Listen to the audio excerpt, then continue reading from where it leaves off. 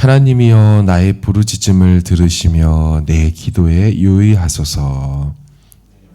약해질 때 땅끝에서부터 주께 부르짖으오리니 나보다 높은 바위에 나를 인도하소서. 주는 나의 피난처시요 원수를 피하는 견고한 망대이심이니이다. 내가 영원히 주의 장막에 머물며 내가 주의 날개 아래에 피하리로다. 주 하나님이여 주께서 나의 서원을 들으시고 주의 이름을 경외하는 자가 얻을 기업을 내게 주셨나이다.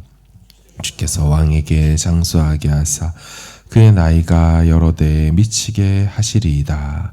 그가 영원히 하나님 앞에서 거주하리니 인자와 진리를 예비하사 그를 보호하소서. 그리하시면 내가 주의 이름을 영원히 찬양하며 매일 나의 서원을 이행하리이다. 아멘. 시편 치고 시인의 감정이 이입되지 않은 시편이 없을 것입니다. 시편 61편에도 시인이 처한 상황과 그 상황에서의 안타까운 마음이 잘 드러나 있지요. 1, 2절을 제가 한번 읽어볼게요. 하나님이여 나의 부르짖음을 들으시며 내 기도에 유의하소서. 내 마음이 약해질 때에 땅끝에서부터 주께 부르짖으오리니 나보다 높은 바위에 나를 인도하소서. 시인의 감정이 잘 나타나 있죠. 그런데 한글 성경에서는 처한 상황이 좀 강조가 좀 덜 되어 있습니다. 시인은 지금 땅끝에서 부르짖는다라고 합니다. 원문에는 땅끝에서부터 부르짖으오리다가 가장 앞에 나와 있어요. 그래서 지금 시인이 자기 상황을 먼저 하나님 앞에 이렇게 말씀드리고 있는 게 강조되어 있습니다. 여러분, 그렇다면 이 땅끝 어디를 말할까요? 첫 번째는 시인이 거리적으로 예루살렘으로부터 가장 멀리 있는 곳, 이것을 얘기할 수가 있을 겁니다. 두 번째로는 국경지대를 일컫기도 합니다. 그들 입장에서의 땅끝은 하나님 주신 약속의 땅의 끝, 그것을 국경지대를 의미할 수 있죠. 하지만 또 세 번째로는 바벨론이나 타국에 멀리 가 있는 상태, 그래서 끌려가 있거나 떨어져 나갔거나 고국을 그리워하는 그런 내적 상태를 말할 수도 있습니다. 우리가 어느 상황을 택하든지 이 땅끝이라는 표현은 시인이 지금 고립되어 있거나 차단되어 있는 상황 속에 있다는 것을 말하고 있는 것입니다. 그래서일까요? 시인은 지금 자기 마음이 약해져 있다라고 말을 해요. 2절을 보시면 내 마음이 약해질 때에 땅끝에서부터 주께 부르짖겠습니다. 여러분, 우리도 그런 경우와 상황을 만날 때가 있습니다. 어찌 보면 여기 뉴질랜드에 와서 살고 있다는 것이 정말 남극에 가까운 땅끝에처럼 느껴질 수가 있습니다. 하지만 이는 우리가 뉴질랜드 인버카길에 살고 있다고 해서 이 말을 한다라기보다는 지금 시인의 마음이 그러하다는 것으로 봐야 할 것입니다. 그 마음이 외딴 곳에, 그 마음이 고립된 곳에 홀로 있다고 느껴진다, 그렇게 봐야 하는 것이죠. 주중에 누군가를 만났습니다. 살아온 이야기를 들어보니 참 외로운 삶을 사셨습니다. 이른 나이에 홀로 되어야 했고 옷가지 몇 가지를 가지고 쪽방에서 삶을 시작해야 했습니다. 보통 사람이 겪지 않을 일들을 겪으시면서 참 외롭고 고독한 삶을 사셨다라는 생각이 들었습니다. 네, 정도의 차이는 있지만 우리는 누구든 마음의 고독, 알 수 없는 외로움이라는 감정을 대하곤 합니다. 시인은 그 감정이 마치 자신이 땅끝에 서 있는 듯한 외로움이라고 말을 합니다. 그런데요, 이 사람에게는 믿음이 있었습니다. 사실 땅끝이면 사람도 없죠. 인적도 드물고 당시 세계관에서는 땅끝은 위험한 곳입니다. 왜냐하면 그땐 땅이 동그랗다라고 생각하지 못하고 이렇게 평평하다라고 생각했기 때문에 땅의 끝이라는 표현은 조금만 더 잘못 디디면 그 땅의 끝 절벽으로 떨어진다라고 그들은 생각했거든요. 그런데 그런 상황에서 이 사람이요, 그 땅끝에서 기도를 한다는 거죠. 땅끝에서부터 주께 부르짖으오리니 하나님이여 나의 부르짖음을 들으시고 내 기도에 유의하소서. 유의하다는 말, 내 기도에 주의해서 잘 들어주십시오. 이 사람은 땅끝이라 할지라도 부르짖으면 주님이 들으신다는 믿음이 있었습니다. 자신의 기도와 부르짖음을 그분이 들으실 것이고 도와주실 것이라는 믿음이 있었습니다. 그래서 감정이 땅끝까지 가서도, 감정이 저 밑 아래 바닥을 치는 순간에도 그는 기도를 놓지 않았다는 거죠. 여러분, 이게 믿음입니다. 이것이 참 믿음입니다. 그러면서 이 사람의 기도가 무엇입니까? 3, 4절을 보시면 주는 나의 피난처시요 원수를 피하는 견고한 망대이심입니다. 내가 영원히 주의 장막에 머물며 내가 주의 날개 아래 피하리이다. 뭐라고 합니까? 주님이 피난처이시고 자신은 영원히 주의 장막에 거하겠다라고 말을 해요. 놀라운 고백입니다. 이 사람의 기도는요, 땅끝에서 땅 중앙으로 오게 해달라는 기도가 아니더라고요. 이 사람의 기도는 설령 땅끝이라 할지라도 그곳에서 주님이 나의 피난처가 되어 달라는 것이었습니다.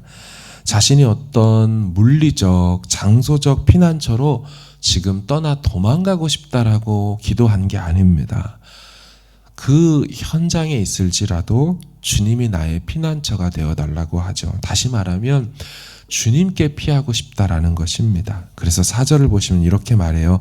내가 영원히 주의 장막에 머물며 주의 장막에 머물며 날개 아래 피하고 싶습니다. 여러분, 이 장막이라는 표현은요, 성전이라는 표현과 다릅니다. 따라서 솔로몬의 성전이 지어지기 전의 상황을 말하는 것이고, 또한 장막에 머문다라는 말은 사실 여러분 제사장도 모세 장막에 머물지는 않았습니다. 따라서 실제로 모세 장막에 살던 사람이 없기 때문에 그렇게 이 사람이 말하는 영원히 주의 장막에 머물길 원합니다라고 한 건 정말 물리적으로 거기에 들어가 살고 싶다라는 얘기가 아니지요. 영적으로 주의 장막, 그러니까 주의 임재 안에 머물고 싶습니다 라고 했다는 거예요. 다른 비유 표현으로는 주의 날개 아래 거하고 싶다. 주의 장막이 주의 날개로 바뀌어서 표현되죠. 역시나 비유입니다. 그분의 보호 날개 아래서 어미닭의 품 안에 있는 병아리처럼 그렇게 있고 싶다는 거죠. 시인은 감정의 땅끝을 지금 기도를 통하여서 순식간에 성소로 바꿔버리고 싶다는 거예요. 언약궤 뚜껑 위에 드리운 구름 날개 아래, 그 임재 아래 머물고 싶다라고 하는 거죠. 그러면서 그 기도를 통하여 땅끝이지만 그곳을 임재 안으로 바꾸고 그곳에 들어가 버립니다. 사랑하는 여러분, 이것이 기도의 능력입니다. 기도할 때 우리는 세상 어떤 존재의 보호도 줄 수 없는 최고의 평안함을 누리게 됩니다. 최고의 안정감 안에 들어가게 됩니다. 그래서 그렇습니까? 5절이 되니까 시인은 과거형으로 소망 중에 선포하기 시작합니다. 5절을 보시면 주 하나님이여 주께서 나의 서원을 들으셨고, 사실 과거형입니다. 주 하나님의 주께서 나의 서원을 들으셨고 주의 이름을 경외하는 자가 얻을 기업을 내게 주셨나이다. 순식간에 이 사람이 개인적인 응답을 받아버리죠. 나의 서원을 들으셨고 얻을 기업을 내게 주셨습니다. 개인적인 응답을 경험하게 됩니다. 그러더니요, 6절부터는 이제 자신을 넘어서 왕의 장수를 기원하는 기도를 드립니다. 참고로 이 61편이 다윗의 시라고 되어 있잖아요. 근데 이 다윗의 시라는 이 히브리어 표현이 다윗이 지은 시일 수도 있지만 다윗을 위하여 지은 시라고도 해석이 됩니다. 히브리어 레라는 이 단어가 for라고 해석이 되고 of라고 해석이 되면서 그렇게 두 가지 해석이 다 됩니다. 현재로서는 61편이 다윗을 위한 시일 확률이 높습니다. 그러니까 다윗이 안 지었을 수도 있어요. 아무튼 시인은 왕의 장수를 기원합니다. 시인은 적어도 왕이 아니라는 느낌을 받죠. 오래오래 그 왕이 하나님 앞에 거하게 해달라고 하죠. 6, 7절을 보십시오. 주께서 왕에게 장수하게 하사 그의 나이가 여러 대에 미치게 하시리이다. 그가 하나님 앞에 거주하리니 인자와 진리를 예비하사 그를 보호하소서. 왕의 생명이 장수하기를 기원하고, 그래서 왕이 장수하고 오래 통치하다 보니 나라도 안정되고, 나아가 조금 멀리 본다면 이 다윗 왕을 바라보고 있기 때문에 메시아의 왕권까지 길이길이 계속되기를 기원하고 있죠. 잘 보시면 놀라운 발전 아닙니까? 처음에 시인은 땅끝에 서 있는 철저한 고독과 외로움에 있었지만 기도를 통하여서 하나님을 피난처로 삼았죠. 그리고 주님의 임재 안으로 들어갔습니다. 그러더니 어느 순간에 개인적 서원에 대한 응답도 받고 주님의 기업도 개인적으로 받았다라고 말을 합니다. 그리고 왕과 나라와 다윗의 자손 세대까지 위하여 기도하고 있습니다. 앞에서 말씀드린 참으로 외롭게 살아오신 분은 지금은 그렇지 않습니다. 목장 식구들이 자신에게 친척이 되었다라고 말을 하고요. 돌아보니 뉴질랜드 와서 하나님께서 얼마나 좋은 분들을 만나게 하셨는지 모른다라고 감사하다고 그렇게 이야기를 합니다. 이제 시작한 예수 믿는 신앙생활의 기쁨을 이제 걸음마 단계지만 그렇게 살고 계십니다. 사랑하는 여러분, 어떤 감정의 상황 속에서도 하나님께로 피하는 자는 하나님이 다 품어주십니다. 다 당신의 날개 속으로 쉬어서 그곳에서 세상 누구도 줄 수 없고 빼앗을 수도 없고 알 수도 없는 주님의 평안을 맛보게 하시지요. 기도를 통하여서 그분의 품에 안기우는 오늘 하루가 되기를 주의 이름으로 축원합니다. 기도하기를 원합니다. 하나님 앞에서 어떤 땅끝에 계십니까? 거리적으로 어떤 데에서 떨어져 나와 있습니까? 아니면 마음적으로, 감정적으로 홀로 땅끝에 있는 것처럼 느껴지십니까? 시인은 이것을 빨리 바꿔달라고 하기보다 본인이 주님의 품 안으로, 날개 안으로, 주의 장막으로 피하고 싶고 거기 거하고 싶다라고 말을 합니다. 하나님 앞에서 기도를 통하여 우리 임재로 들어갑시다. 기도를 통하여 지금 이 자리에 있지만 내 영이 하나님과 깊이 만나고 그분의 품 안에 딱 들어와 있는 그런 세상 누구도 줄 수 없는 안정감으로 들어갑시다. 바로 그럴 때에 진짜 힘을 얻고 바로 그럴 때 진짜 참된 위로를 경험합니다. 하나님, 그런 은혜를 우리와 우리 가정이, 우리 공동체가 누리게 해달라고 우리 같이 기도하시고 가지고 나온 기도 제목으로 기도하길 바랍니다. 기도하겠습니다. 나의 소망 되신 주, 주를 바라봅니다.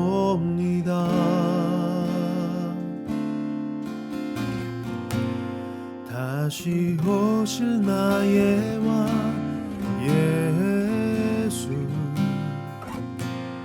주를 기다립니다.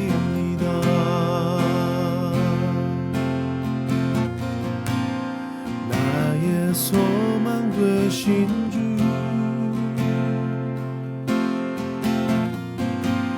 주를 바라봅니다.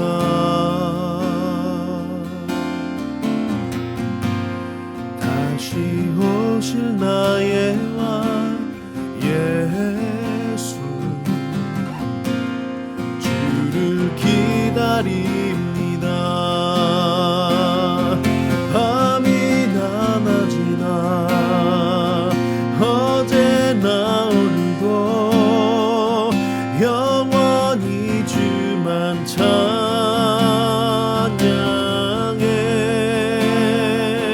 괴롭고 슬플 때 낭망하여 넘어져도 언제나 주만 찬양하겠네.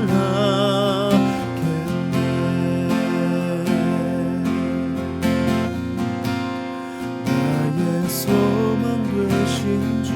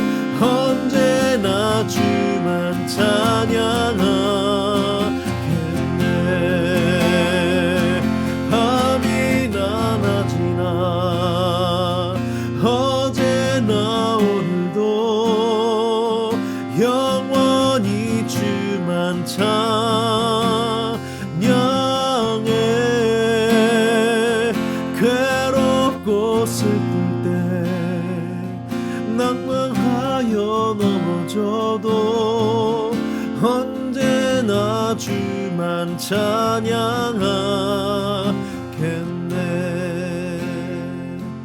언제나 주만 찬양하겠네.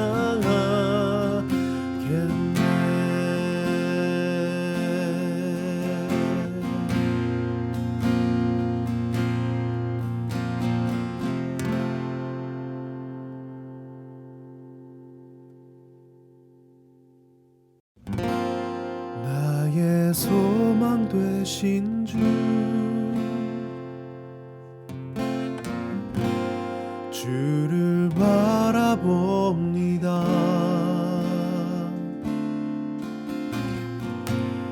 다시 오실 나의 왕 예수, 주를 기다립니다.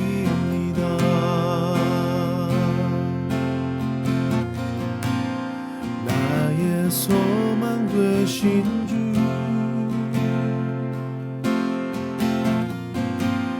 주를 바라봅니다.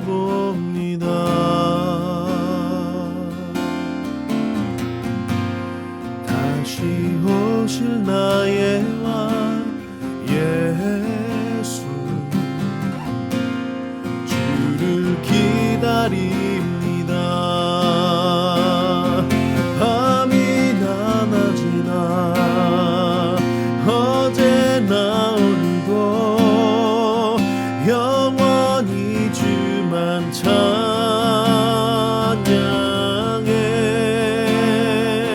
괴롭고 슬플 때 낭망하여 넘어져도 언제나 주만 찬양하겠네.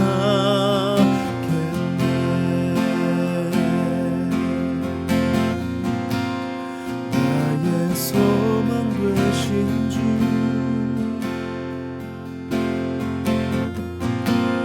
주를 바라봅니다.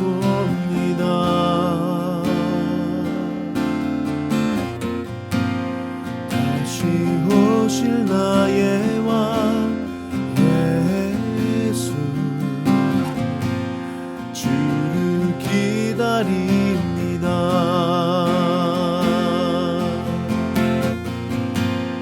나의 소망 되신 주,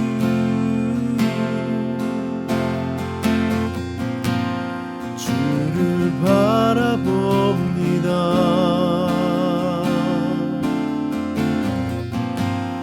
다시 오실 나의 왕 예수, 주를 기다립니다.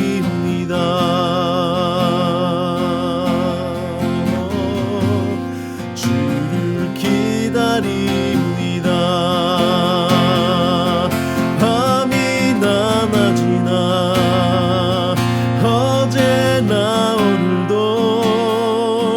영원히 주만 찬양해.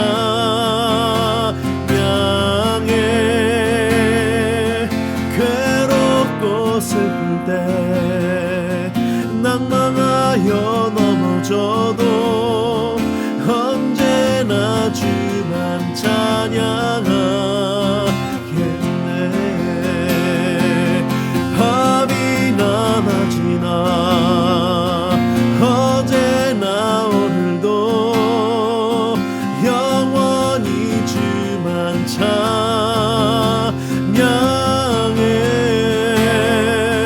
괴롭고 슬플 때 낭망하여 넘어져도 언제나 주만 찬양하겠네. 밤이나 낮이나 어제나 오늘도 영원히 주만 찬양해.